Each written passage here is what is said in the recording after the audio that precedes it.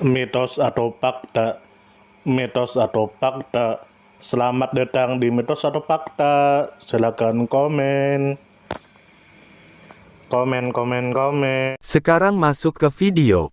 Sayyid Utsman Syahabuddin. Tentu saja kemungkinan tidak asing di telinga kita, terlebih bagi para orang-orang yang pernah mendengarnya.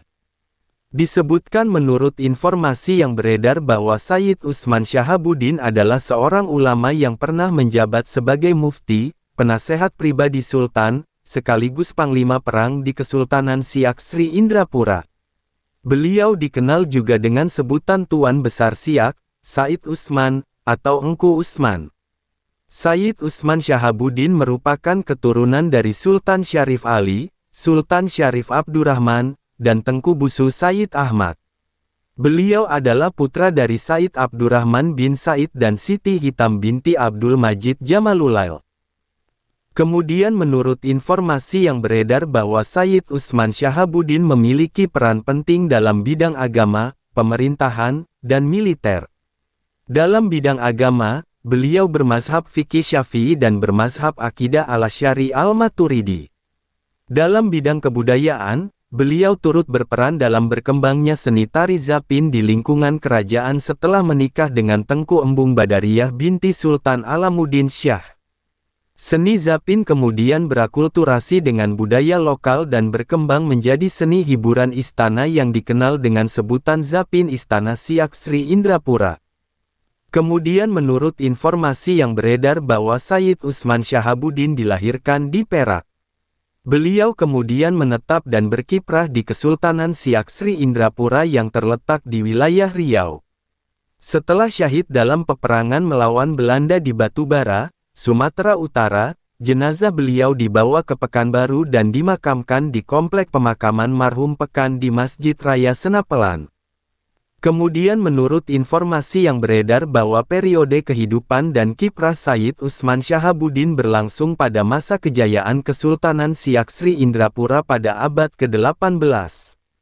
Beliau syahid dalam peperangan melawan Belanda pada masa perjuangan mempertahankan wilayah kekuasaan kerajaan. Kemudian menurut informasi yang beredar bahwa peran Sayyid Utsman Syahabuddin sangat penting karena beliau tidak hanya mendampingi Sultan sebagai penasehat dalam bidang keagamaan, tetapi juga terlibat langsung dalam memimpin perlawanan bersenjata melawan penjajah. Beliau menunjukkan bahwa ulama di Nusantara tidak hanya berperan dalam pengajaran agama, tetapi juga dalam perjuangan mempertahankan kedaulatan dan kehormatan kerajaan.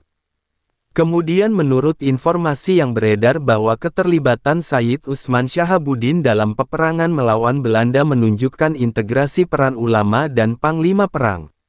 Setelah gugur dalam pertempuran di Batubara, jasad beliau dipulangkan oleh anaknya, Sultan Syarif Ali, ke Pekanbaru. Sebagai penghormatan, beliau diberikan gelar Marhum Barat. Sayyid Utsman Syahabuddin merupakan tokoh ulama besar yang memiliki peranan penting di Kesultanan Siak Sri Indrapura.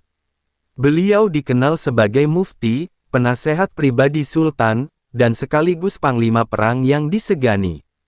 Sejarah mencatat bahwa beliau adalah tokoh yang memadukan keilmuan agama dengan kepemimpinan dalam peperangan.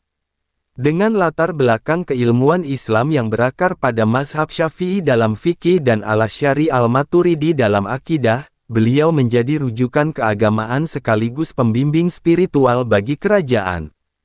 Perkawinannya dengan Tengku Embung Badariyah binti Sultan Alamuddin Syah membawa pengaruh besar terhadap perkembangan seni budaya di lingkungan istana.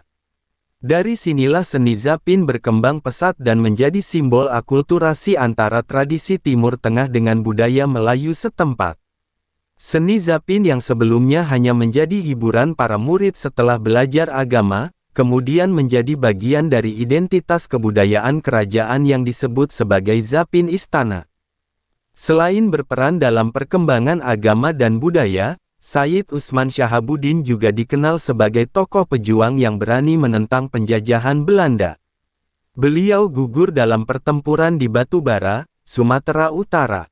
Jenazah beliau kemudian dipulangkan ke Pekanbaru oleh anaknya, Sultan Syarif Ali, dan dimakamkan di Komplek Pemakaman Marhum Pekan yang berada di lingkungan Masjid Raya Senapelan.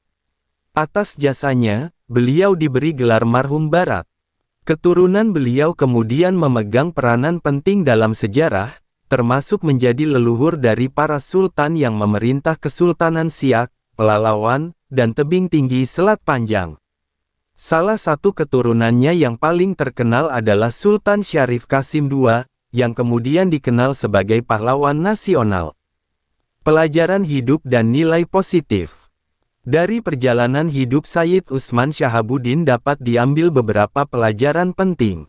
Pertama, seorang tokoh yang berilmu agama dapat berperan lebih luas dalam masyarakat, bukan hanya sebagai guru agama tetapi juga sebagai penasehat pemerintahan dan bahkan pemimpin perang. Kedua, pernikahan dan hubungan keluarga dapat menjadi pintu masuk bagi akulturasi budaya yang positif, sebagaimana seni zapin yang berkembang dan memperkaya kebudayaan Melayu. Ketiga, keberanian dalam melawan penjajah menunjukkan nilai perjuangan, keteguhan iman, serta pengorbanan demi kehormatan bangsa dan agama. Keunggulan dari sosok Sayyid Utsman Syahabuddin adalah kemampuan beliau dalam menyatukan peran ulama, penasihat kerajaan, serta panglima perang.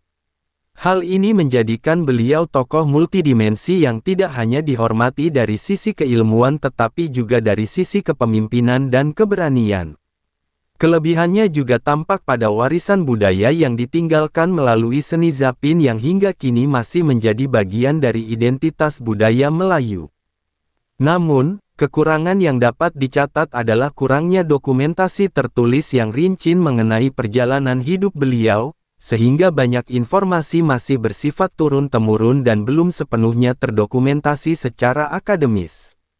Meski demikian, pengaruh dan peran beliau tetap sangat signifikan dalam sejarah Melayu dan Kesultanan Siak Sri Indrapura. Sumber referensi Google Chrome dan ChatGPT.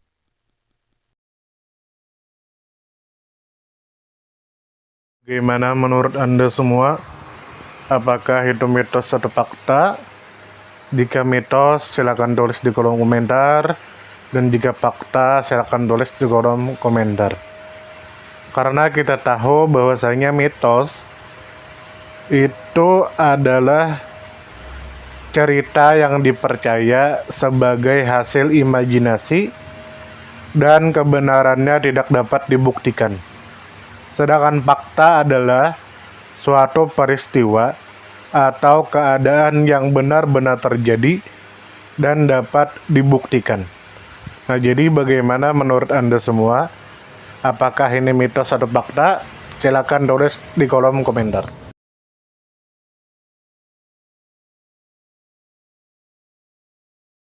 Tidur, tidur, tidur, tidur.